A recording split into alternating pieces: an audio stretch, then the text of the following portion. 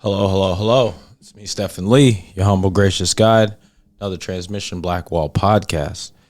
I want to encourage everybody to follow us on all our socials, BOK_Wall_podcast, as well as follow us on our YouTube channel, Black Wall Podcast on YouTube.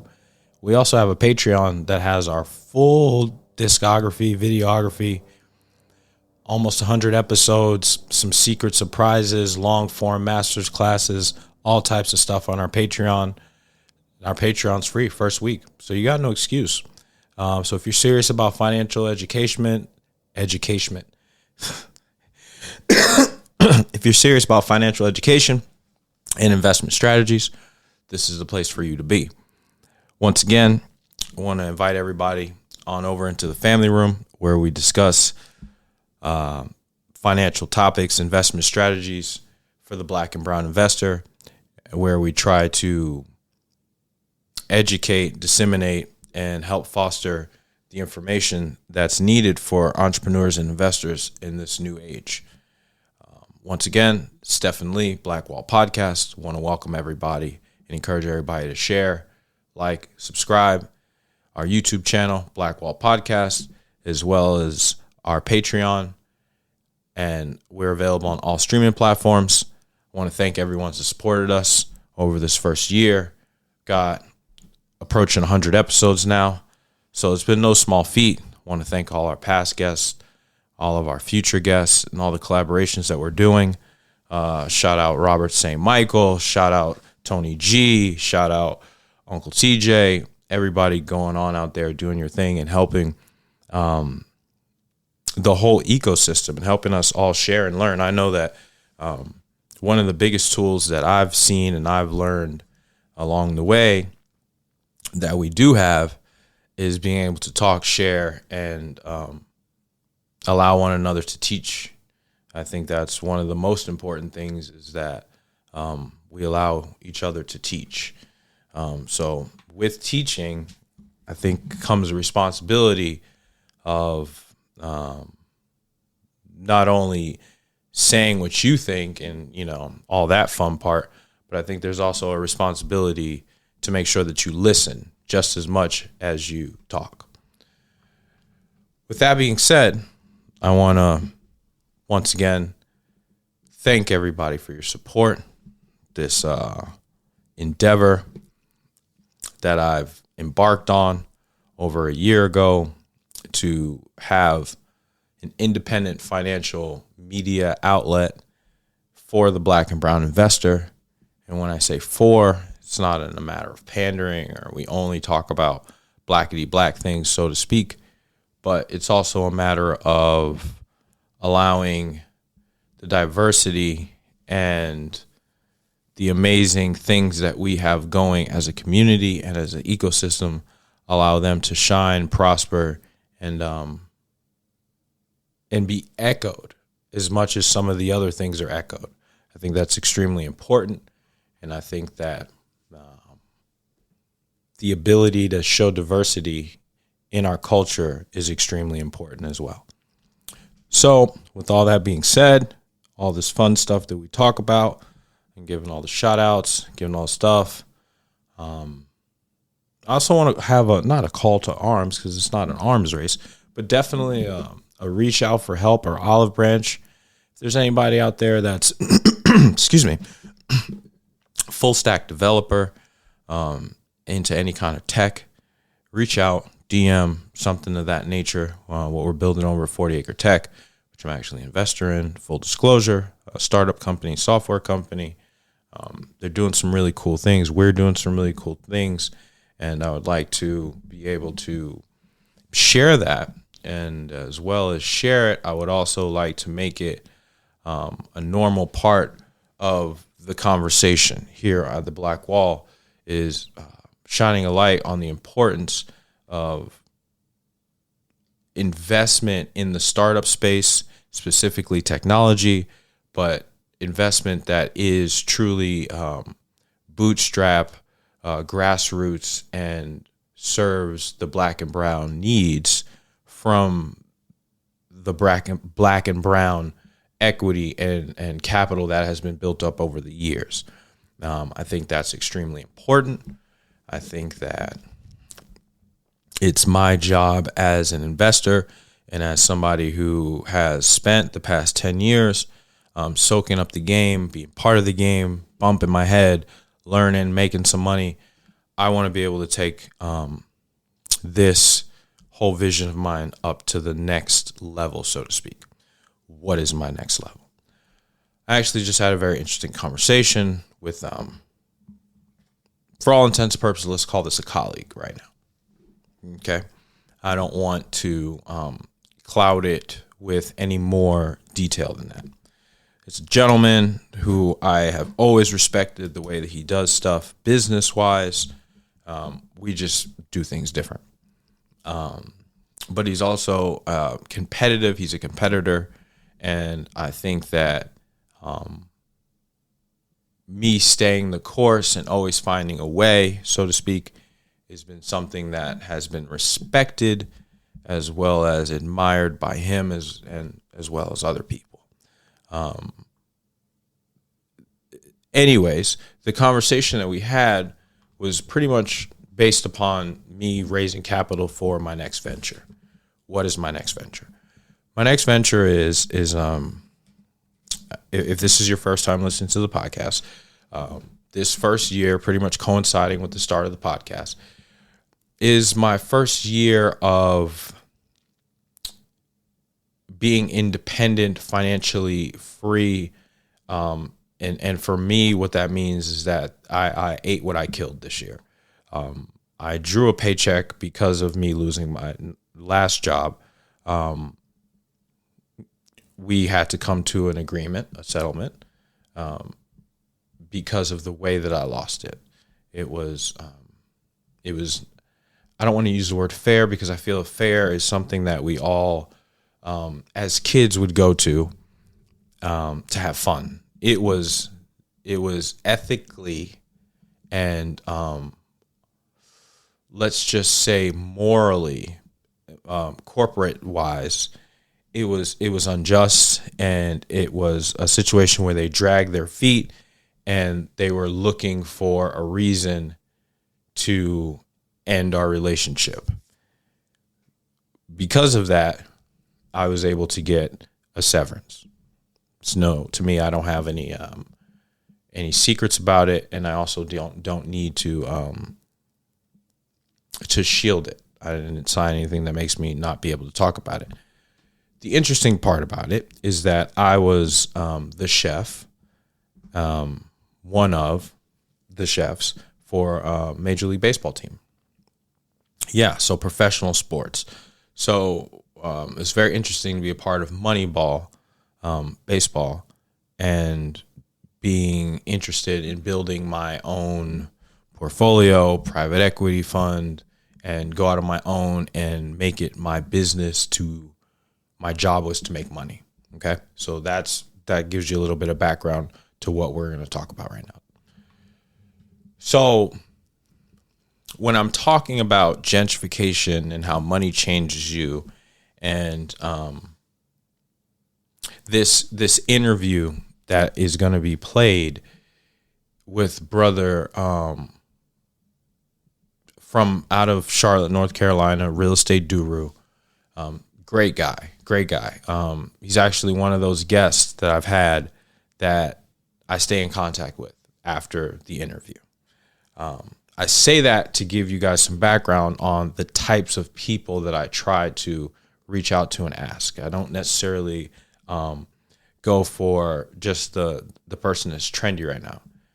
Granted, this man has almost 100,000 followers, so he's no small guppy in a little fishbowl. You feel me? He's a big dog. He's someone who I think I respect because he took a model of buying back the block and implemented in his city of Charlotte, North Carolina.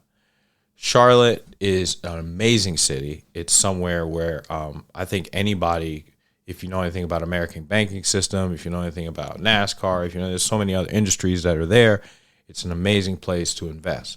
So to see this brother, who I believe we're the same age, within a couple of years, to to see him doing what he's doing and own large parcels in the city and be able to move and shake and control his surroundings was really powerful.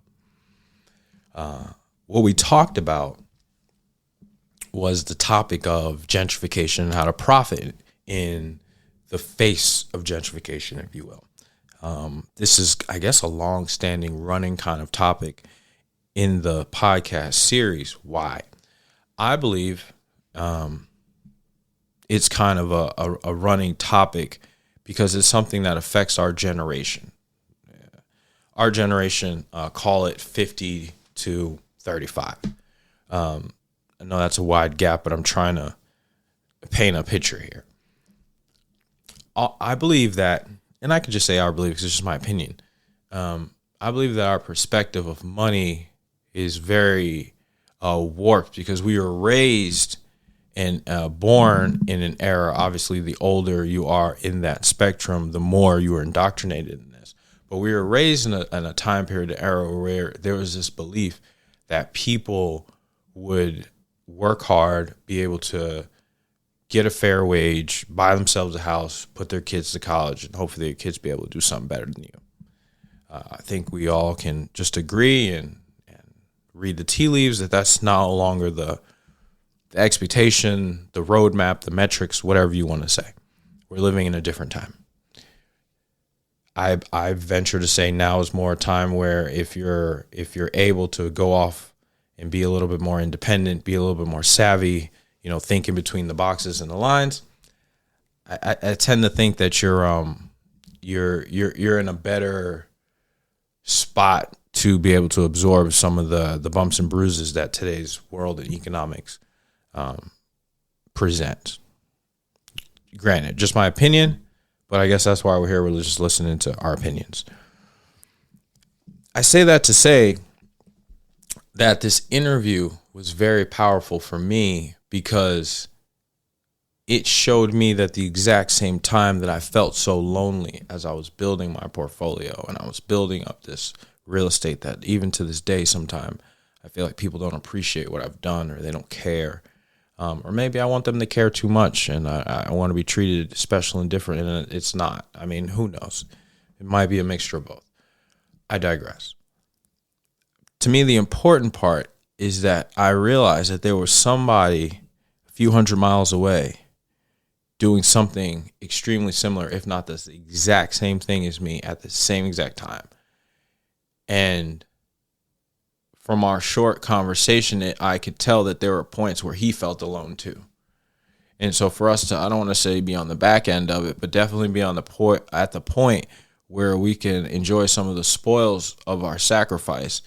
He's buying an 850 BMW. He's coming to pick up, shipped up from Germany. Congratulations to him.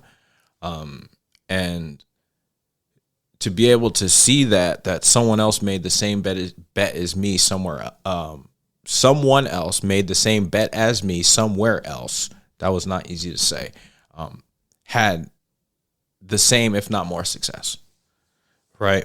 I think that was extremely encouraging. That was extremely encouraging for me because it made me think about, okay, well, what about the next time, right? My next level up, the next time I'm trying to make more money, the next time I'm trying to change my money weight class, if you will. Where in the world is there somebody exactly like me that's doing it, right? And what is my responsibility as a businessman and as an entrepreneur to find, seek out, make myself available, advertise, market, however the fuck we want to put it? What's my responsibility to find my A-alike and not 5 years later, 10 years later, in the moment, right now? So once again, BLK_Wall_podcast. You can DM me. But I am interested right now in building this coalition of people who are already entrepreneurs, have already started a business, but are looking to level it up. I don't have a class. I don't have a seminar. I'm not looking to do mentorships. I'm out of the kitchen. I have no desire to teach people new skills I've realized. What I am interested in doing and what has been working, and it's been really cool, is that it seems that I reach out to people, we do these conversations, these chats, we do a content swap. And if it works out and we have like a really cool vibe, then we stay in contact. And it seems like these things are just, they're growing their platforms or growing their business. I'm growing mine. And then we reach out and it kind of organically connects. And I really like that. So I want to kind of keep that going. I need to follow up with some things, but there's also some things that are in the works. So this interview here, I believe that you'll be able to see how I guess I discover that in the moment, as well as build a business relationship and a friend in the world of business, which I think is very important as entrepreneurs in this space, as well as open my mind up to other markets and ideas. I think these things are all extremely important. I think that being able to have this conversation, being able to talk about these things, I think these are all valuable tools and assets for us to all learn as we figure out how to grow our businesses and our companies. Gentrification is, I think, is a very hot button word and topic and issue. I know it is, obviously, because I'm talking about it. It's affecting everybody.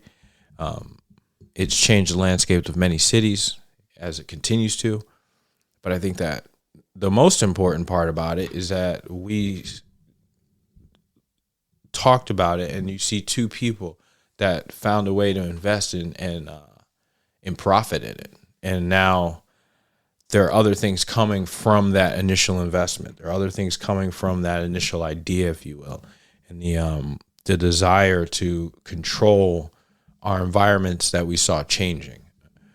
I think there's a lot of important lessons in the gentrification talk, the idea of, hey, let's profit in the face of it. Shout out to Uncle TJ. I think he's one of the eldest statesmen of the movement, TJ Lofton. He was extremely important, and for me, understanding the context of it from the California West Coast perspective, as well as understanding the importance of it from a historic perspective, right? Because sometimes we need to hear the stories of the generation before. Also reference, the episode with D, talking about the 80s and 90s in New York and that era and the money making but they were making money, but no one was pulling them aside and making them invest it. So I think that's something that I want to see change, and I want to be a part of, and I am a part of the difference now of that transition. You're seeing the Tip Harrises, and you're seeing the Killer Mikes, and you're seeing the Titty Boys, and buying up the city and controlling the clubs and the studios from an ownership perspective, not a rental. Hey, I'm here making songs and shouting it out. Big Boy owning the movie trailers. I mean, the list goes on and on. The people that have diversified and leveled up that money. So I don't want people to think that profiting in the face of gentrification or during it is only a real estate thing, right? I just gave a bunch of different examples of a bunch of different people and industries that were able to enjoy, if you will, the change that was inevitable to happen. Once again, I want you guys to listen to this conversation between myself and Real Estate Duru. Let me know what you think. Like, share, subscribe. Give me some feedback. Give him all the support that he wants and needs, because he deserves it. Shout out to Charlotte. And yeah, stay dangerous. Listen to the episode.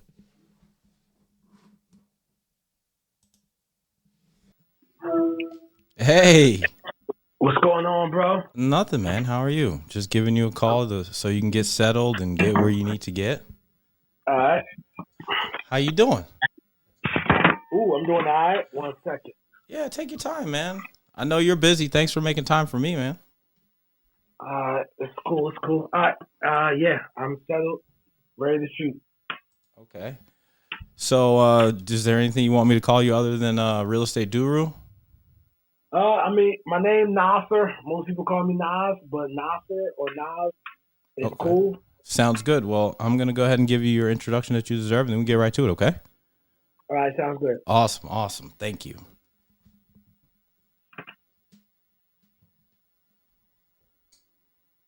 Hello. It's me, Stephen Lee, your humble, gracious guide, with another transmission of the Black Wall Podcast. Today, I am so excited to bring to you a guest, a brother that I've been following online, who's bringing so much positive information, energy, just overall great content. As far as I'm concerned, it's big dog in my situation, in our world of ecosystem of investing for the black and brown investor. The Real Estate Duru, I'm bringing him to you right now. We're going to get right into this. How you doing, my friend? Complain. Can't complain. I love it. I love to hear it, man. Thank you for making time for me, number one, and the Blackwall family, of course. No problem, bro. No problem, man. We supposed to do this a while back, man, but no problem. Yeah, you've been running in and out of different cities, different places. I follow you on IG. You want to give the people kind of a background of, where your tentacles lie, where your investment strategies go, and we'll go from there. All right, so cool. Yeah, I'm born and raised in Jersey, so North Jersey to be specific. Born and raised. I moved down to Charlotte, North Carolina in 2008. Okay, the Queen City. Queen City. Been down here since 2008, and this is where I invest at. And Charlotte, the city that paid me, man. This is where I got all my properties in the Charlotte metro area. Wow. So, okay. Yeah, man. So how long you been doing it in Charlotte? Since 08. I got into real estate in 07, but I've been 07. Me and my friend, we tried to flip a house. Okay. Got inspired by the TV shows. We ended up losing $7,000 a piece. I could see, because I want to say, when you said 07, I said right at the height of when everything was about to go off the cliff. Bro, didn't pay attention to none of that. We just thought the TV shows, you could make a bunch of money for the house, and we just flip this house. There you go. You remember the show? Yeah, okay. Man. You remember that show? Okay. Okay, so we're painting the picture. 2007, you and your buddy scratched together a couple dollars. Do you want to disclose the means of how we got the dollars, or it just fell in our lap? We just bumped into it on the back porch. All right, so bumped into it in the back porch. However, the way we got the money for the house was back then, what caused the biggest recession since the Great Depression, they were giving everybody loans. No doc, no pulse, anybody. Dog, cat, lizard, you're getting approved. There you go. So, yeah, for the young people, it was literally like that. Like we went to the loan office. Oh, you want to buy a house? All right, come on. Yep. The loan officer did all your paperwork. All right, sign here. Yep. Boom. That's that. Appraisers was crooked. So many people went to jail. Do the research on the financial crash of 2008, and it will be able to catch people up to the part of the story that we are at. So moving right along, you lose a bunch of money in today's world, any world. You lose thousands of dollars. Why do you continue, sir? Man, I was young, bro. I was too stupid to quit at the time. Thank God, bro. Yeah, word up, bro. I was young and too stupid to quit, man. Okay. So when we're young, we're too stupid to quit. We don't know when to quit. But in hindsight, aren't we happy we didn't know that? Does that make sense? No, it makes a lot of sense. That's exactly, bro. That's all it was. I was young, too stupid to quit, bro. And because if that would have happened at this age, I would have thought with logic, and logic would have told me that this business don't work. You know what? You're right, because logic would tell you that. Wow. Okay, so you want to go there. So my main reason of following you, and I always share you on the stories, because I know that you're squeezing in time for us, so I want to get right to the meat of the story. Why I started following you is that you have a large following, and you started bringing attention to the profitability of buying and holding lots in the hood. Talk about it. Correct.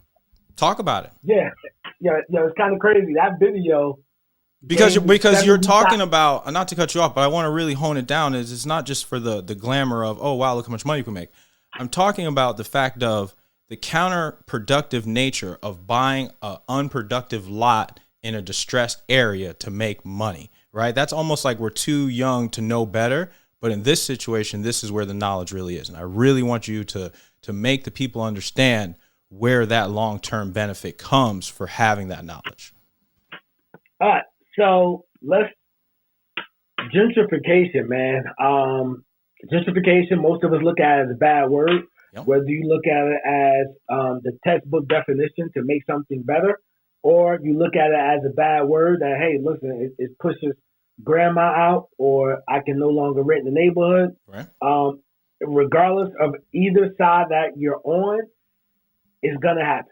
Correct. It's just going to happen. So I encourage people to get into the game instead of just complaining and sitting on the sideline and getting pushed out. Once you get in the game, church, buy something, and then they can't push you out. You can sell, but they can buy it from you, but they just can't push you out. Correct. So gentrification, man, is just going on in every major city in America, man. So I was too young to catch it in Harlem.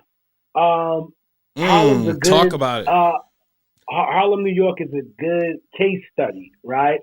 What happened? Harlem started gentrifying in the early '90s. I'm a kid, grade school. I don't know, but I just remember watching news with my mom, and they were doing the brownstones for $1. Yep. And nobody wanted them. Yep. They were like, those are crack houses. They were crack houses. Okay. So I'm from Brooklyn. Brooklyn. I was born Brooklyn, 1982. It's my era. Okay. So you remember this. I was there. I was there. Right, yeah, absolutely. There you go. My bad. You were there. All right. So, yeah. So nobody wanted them. And then from an old head, he told me when they did that, they had the financing companies next, like at the place. Like, all right, you buy it for $1. Then you go to this finance company right here to get approved. Yep. The joints needed like 150,000 to fix up or whatever. But that was all you would have been in. So, yep. Unfortunately, I hate to say our people, because I don't like to look at us in a negative connotation, because just looking at us in a negative way, you can't just look at us in a negative way. You got to look at what government done and with the law. So if you go one generation up, my father didn't get all his rights till 1968. So he was Correct. 18. Correct. You know what I'm saying? Veteran or not. There you go. Veteran or not. And then he had to deal with the redlining, the war on drugs, et cetera, all that. So it was a couple generations of distrust in the financial real estate system just to begin with. So when you're offering $1 for a crack house, our community is already thinking bear trap. It's been primed for it. Primed for it for 40 years to already think bear trap. So we're not jumping at it. The outsiders, whatever nationality you want to put on it, the outsiders saw it as the opportunity it was, came in and grabbed it. Now we're pushing to the end of the 90s. Gangs have infested New York. Property values are artificially still being depressed. Police brutality, targeting, Giuliani, all that's in full effect now. They've cleaned out the city. Now you cannot afford to live in New York. Okay, check this out. I just want to add in for some of my people who don't know this. Bill Clinton was the president throughout the 90s. Thank you. After Bill Clinton did his second term, out of all places in America you can move to as an ex-president. Yep, where'd he build the office? Tell him, sir, where'd he build his presidential office? He moved to Harlem. So the governor of Arkansas, ex-president, 2-term, moved his offices to where, sir? Harlem, bro, out of all places. So now you got an ex-president there. So now, the mayor, the government of New York, they got to do an extra push to clean this mess up. You know what I'm saying? The federal dollars for Secret Service, Homeland Security, and all other security measures would then come to that area, correct, sir? There you go. Okay. So just catching up the family. Right. We're just talking in the family room.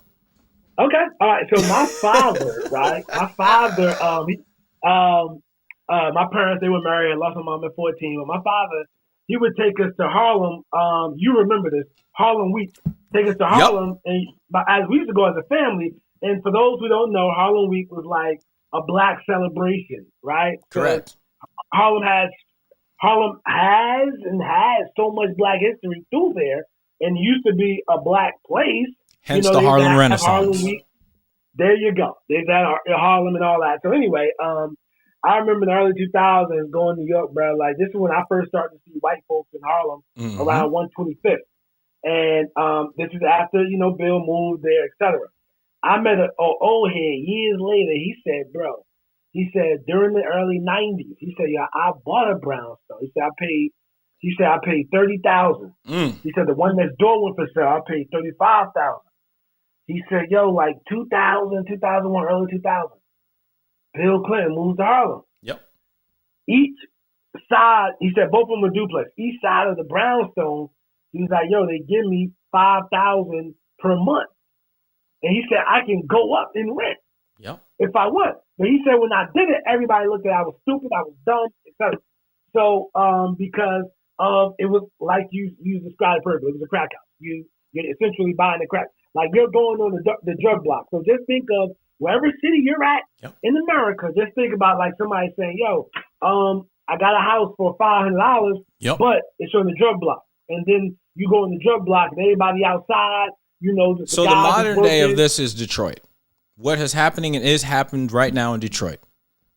Okay. All right. That's the modern, to give context for people right now, that's the closest thing we can think of is that Detroit housing 10 years ago, houses going $500, no one would touch them. Now where you couldn't touch a house in Detroit for under $100,000. That's just where we're at. Bro, crazy. Okay. So yeah. So I knew as me and my boy that bought the house, he was telling, man, we missed the Harlem thing. So whatever, when I got down to Charlotte, I was putting them on to the Charlotte situation. And yeah, bro, what made me buy land is because I realized, right, with another neighborhood went to. So I'm looking at this, now I'm up close and personal. If you're in the outskirts of downtown, right, when me and you was growing up, living in Brooklyn, living in Harlem, those was looked down upon. When me and my boys used to hop on the train and go to Harlem, once after like a certain stop, you didn't see any more, I'm going to say new money, because I don't want to say white people, new money on the train. Okay. It was a train to be all black, you know what I mean, on the A train, the 1 train, etc.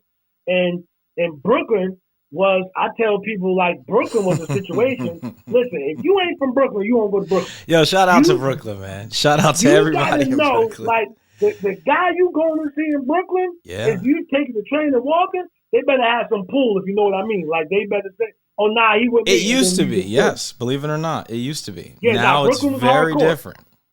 They're very different than what it is today. Now you can get a gelato in any corner. You can get a gelato and a juice on any corner in Brooklyn. Yes. All right. So yeah. So it's very different from what it was today. You just didn't go to Brooklyn. You know what I mean? So anyway, we be going to Harlem. 145th from Broadway. The all the shopping. When I say all the shopping, the clothes. They had literally. This don't sound crazy, y'all, but it was like a drug buffet outside. Whoever, like, if you walk down there, you got offered drugs. You know what I'm saying? 100%. So all the rappers of the 90s, late 90s, when we were going up there early 2000s, they will come through there. Rappers as big as Lil Wayne had the stores on 147 Broadway in his rap. Yep. You know what I mean? And all the chicks look that good. So it's a possibility you go in there, you could see a big megastar, you could see a regular rapper in there. You know what I mean? That's just what it was at that time around there. So, but anyway, for me, observing and seeing what happened to this neighborhood in Charlotte, I said, yo, I'm going to start buying stuff on the outskirts of downtown, and I'm going to buy some lots, right? I'm going to buy some lots on the outskirts of downtown because in the 90s when I came up, when it was looked down upon to live in Brooklyn. It was looked down upon living in the city. It was looked down upon to have convenience. What do I mean by convenience? Living next to a highway, living next to a bus stop, living next to a train stop. A walkable lifestyle. Correct. Yeah, and what happened was the white people took the suburbs and minorities got the inner city. Yep. And the new money realized, wait, why are we driving? We work downtown. All the money is downtown, all the major cities. Yep. What I mean by all the money, the corporations and everything else.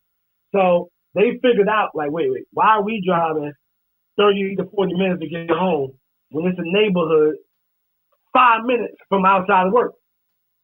And then that's when it started. And so I seen that and I said, yo, I'm going to grab some lots. I'm going to start grabbing lots in the hood on the outskirts of downtown, near downtown.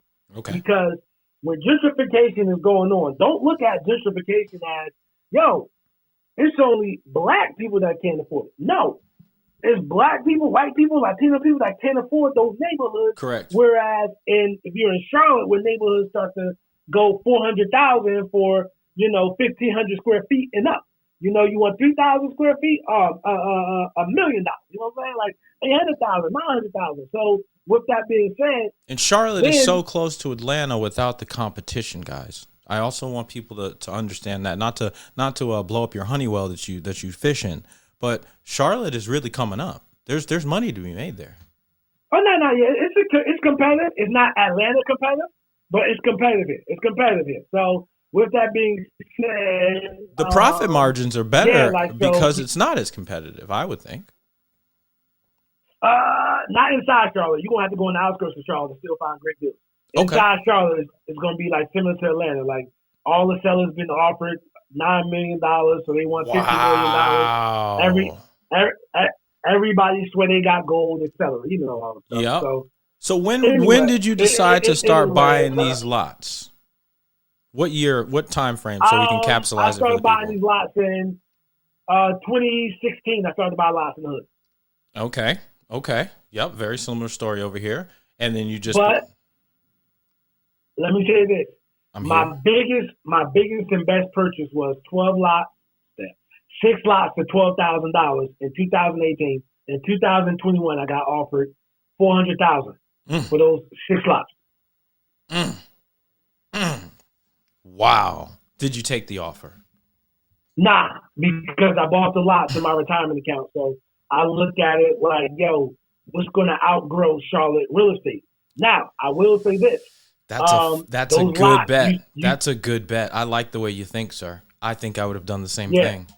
I like that. Yeah, so those lots are like those lots used to have property tax of $30, $40, $70. Now, some of those lots I got, they got property tax like $1,200. Correct. You know what I mean? So correct. Annually, because you owe them in cash. I just want to catch everybody up to speed. What this man is saying is that he feels more comfortable in holding this investment for the longer term play, for whatever decisions he decides to make for his family later on, than to take the quick cash payout because of tax ramifications, yada, yada, yada. He's also describing the fact that he can see the growth of the property value by how much his property taxes are going up yearly. He can track it. He's watching it. And there's no reason to be scared and run for the check now. This is the point of profiting in the face of gentrification. There's a million things that he can do and leverage this portfolio, this group of lots. He could partner with developers. He could develop himself. It doesn't matter. The keys are in your hand, and that's the beauty of it, sir. That's what I'm so impressed about you. When I follow you, I don't just follow you because, oh, man, he's got a bunch of followers. Great. It's the content and it's your thinking behind it. So when I say, did you take it, for you to say no, as a follower of yours and someone who really supports you, that makes me happy, man. You're living what you say. You literally turned down the check to continue your mission. Congratulations and kudos to you, sir. This is going to sound crazy. I've been a full-time real estate investor since 2012. So, all praises due to God. I had success at this thing. But listen, when you have a lump sum of money just sitting there, right? A lump sum of money sitting there, you have to work it. Because if you don't work it, it gradually disappears. Sir, yes, okay? sir. Okay? It gradually disappears if you don't work it. So I was like, yo, listen, I'm in Charlotte. Just like, as I say, you in Atlanta, you in Nashville, you inside Houston, Texas. Yep. If you got dirt inside these cities that's going through all this crazy gentrification, I don't think these lots inside these neighborhoods I got them in will work harder for me than me buying an apartment building as far as equity. That's correct. Equity. Yeah, apartment building will give me cash flow, but as far as the equity play, bro, the way Charlotte just grows. The capital velocity is something that's unmatched. That's a fact. Yeah. That's a fact. There you go. There you go. There's nothing. That's it. We can't even argue that. The issue that I think that our community gets caught up in, and why I'm so dedicated to these types of conversations and transmission, is because I need us to see the value of letting it sit there. I need us to see that value, right? This man ain't hurting. Look, he's got his book. He's got everything he's got going. He's living his life. And we're talking. Everybody's fine. He's not going to miss a meal because he's holding that. You see what I'm saying? And that's what I need our people to trust that process. If someone takes a chance on the dollar crackhead house 10 years from now, you're not going to lose nothing. You see what I'm saying? Like that, we talk ourselves out of the great opportunity. Oh, no, I don't do that. There's this, there's that, there's this problem. Listen, stop. Do you want to have problems that this man has, which is, damn, I got to figure out how to pay these property taxes on this $500,000 investment that I'm just sitting on? Or do you want to have the problems of, I need to buy my first property? You choose your problems. We're all going to have problems, though. So I need us to really understand the value of what we're talking about. Don't talk yourself out of the long play. That's important. And we're talking about lots here, right? So we're not talking about you building this house and had to have this inspection. This man is talking about holding dirt, right? Am I wrong? Am I making this up here? That's it, bro. Just holding the dirt. Hold the dirt. Yeah. Now, granted, when I bought, and some y'all, if y'all see follow me on IG. Real estate Duru, not a guru, I'm a Duru because I actually do this business. Hello.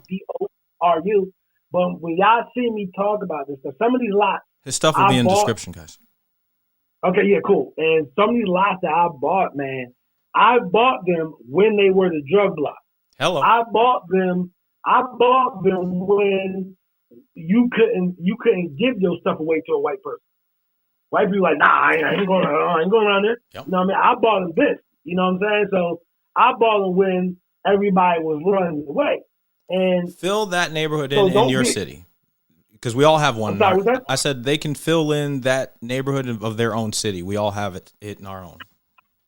All of them, bro. Like, when I go and people stop me, people are like, yo, bro, my grandmother used to live in the hood in Orlando, but it's real close to downtown. So now, they putting up $300,000 and $400,000 houses. Bro, this was years ago. You get a house over there, $15,000-$20,000 was the hood. Yep. You know what I'm saying? But yeah, so it's going on everywhere. You know what I'm saying? Like the life is downtown. It's the work, live, and play phase. Yep. Meaning, I work downtown. All right, I want to live in that area or near that area, and I want to play. What does that mean, play? The entertainment. So if you look downtown in most cities, well, all the cities, that's where the entertainment is. The restaurants, the bars, yep. the lounges, the clubs, etc., or around downtown. You know what I mean? It's gotten so crazy. A lot of major cities are starting to push clubs outside of downtown to bring everything else because they don't want the rowdiness. They just want the life. Yep, exactly. Exactly. That's happening in Atlanta right now. It's happening across the country, like you said. So you brought up a good point, and I do want people to understand that I'm having this conversation with you not as an infomercial. This is a real strategic conversation and kind of peeling the hood back of an investor that I respect and I think has valuable knowledge. We brought up a very valuable point. Part of holding lots is that there is an overall carrying cost, maintenance, taxes, etc., which you do write off, and there is a way to have that advantageously perform for you in holding dirt in American tax law. But there is also a need for cash flow. As real estate investors, as people, we need cash. So what do you do to supplement or to offset your carrying costs for holding lots in your real estate portfolio? Okay, so I have an active business, right? What is an active business? And I have a passive business, right? So active is I'm out there doing real estate. I wholesale. I'm trying to get out of fix and flip. I'm doing new construction though. So I do new construction. So those give me an active check, like a paycheck, right? Mm-hmm. So I do have a rental portfolio of houses.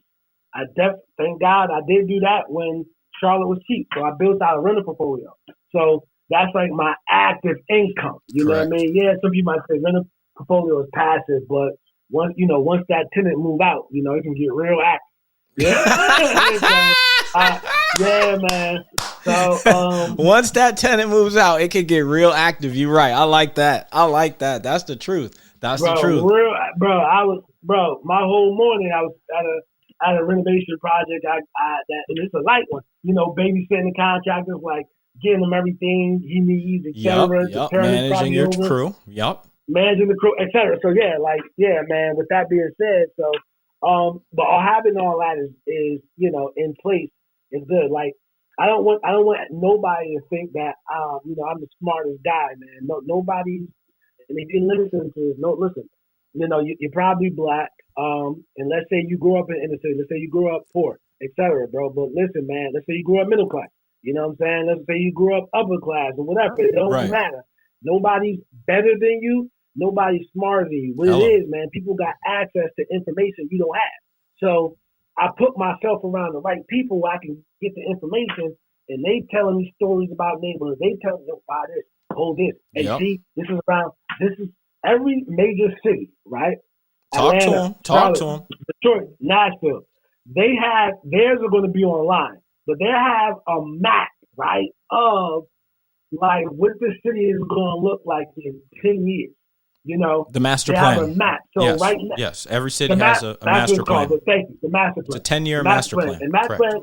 Yes, the master plan is online. So Atlanta and Charlotte, they're like on 2040.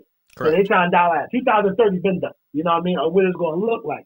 So you can, if you on the outskirts of a major city, it might be online. You might got to go down there to take a look at it, and they might have it whereas it's readable. If you can read it, they might have it whereas you got to understand rocket science to figure it out. But what happens is you want to buy property and land along the progress of what the city going to do. Correct. Don't go against the tide. You're not going to beat City Hall. You're not going to beat City Hall. Right. So once the city do it, what happens is the private money comes in. Once the private sector comes in, that's when things get crazy. Correct. That's when things get crazy. So So I don't want nobody to think I'm the smartest, whatever. I just put myself around the right people to get the right information. So to tap into this master plan thing, because I think it's very important, because, there's an old adage, and I'm going to say it, I don't care. It's objective or unreal. If you want to hide something from a colored person, put it in a book. Yes. So I'm going to give you some game, guys. Not only does your local municipality, city, state, and county, they're going to have a 10-year master plan. Why? Because the government requires it for federal funding. But I'm going to do you another one better. Our federal government has a 50-year plan. Richard Nixon in his office had started the 50-year plan. It went to 2000. It was done in the 60s. And it has what we see today of the urban gentrification and the bringing back to the cities. It had it mapped out in the 60s when they built the highways for white flight. That's how far it's planned out. And it's written. It's all written. It's not a secret. So, once again, the man is saying, if you're serious about making money, there is no excuse. The path is already written for you. You need to know where to read it, how to read it, and to just understand that that's what's going to happen. And get your net out and catch the money. It's very simple. That's it, man. That's it, bro. That's it. So yeah, man, and that's just how things. Yeah, that's just how it is, man. Just use these resources. Look, man, and don't be afraid to make an investment. Another one story that inspired the hell out of me, because while I'm working, I watch Vlad TV. Okay. Yep. As millions of us do. Yeah, right. And not all of it. Not the joints where the guy, you know what I'm saying, talking about. Yeah, he kicked in the door and was bow, bow, bow, bow, bow, bow. No, we're not doing that one. Yeah, not those. Not those ones, but the guys who know how to articulate, man. Because, and I know people say Vlad's a cancer to the community. He's the police, he's the feds. Man, listen, bro. Vlad has a hell of a platform. Correct. And you could go in there and say whatever you want to say. Shout out to Vlad. That's on you. Vlad tries to pour back into the community by teaching on stocks. He has a stock channel. He doesn't update it like the other channel because of people don't want information. They want entertainment. Correct. So, and what entertains you, trains you. So, but one of the stories he mentioned, I didn't know about this. Y'all probably knew about this. Ryan Leslie had a mentor. Ryan Leslie's mentor had him put $100,000 in Apple stock.